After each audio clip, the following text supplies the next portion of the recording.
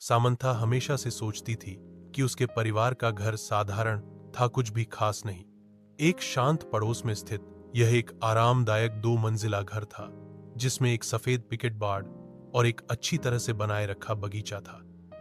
फिर भी जैसा कि वह एक दोपहर धूल भरे अटारी में घूमते हुए उसकी नजर कुछ असामान्य चीज पर पड़ी।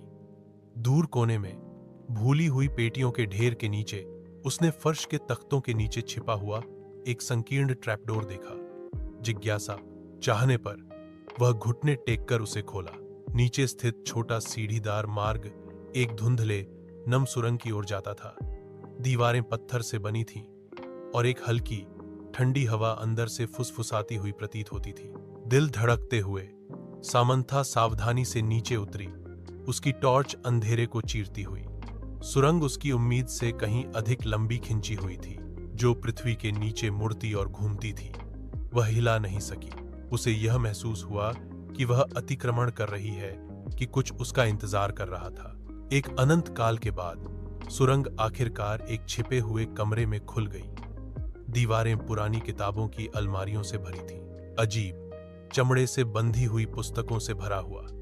कमरे के बीच में एक पुरानी डेस्क धूलदार कागजात और पत्रिकाओं से घिरी हुई थी। जैसे ही सामंथा दस्तावेजों को देख रही थी, उसके हाथ कांप रहे थे।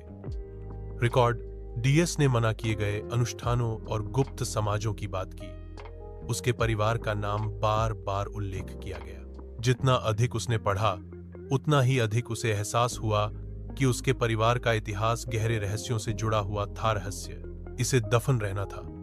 उसने कुछ ऐसा उजागर किया था जिसे किसी को नहीं जानना चाहिए था, कुछ ऐसा जो पीढ़ियों से छिपा हुआ था। जैसे ही खोज का भार उस पर पड़ा, उसने सबसे हल्का सुना। उसके पीछे से आवाज आई, एक फुसफुसाहट, धीमी और ठंडी।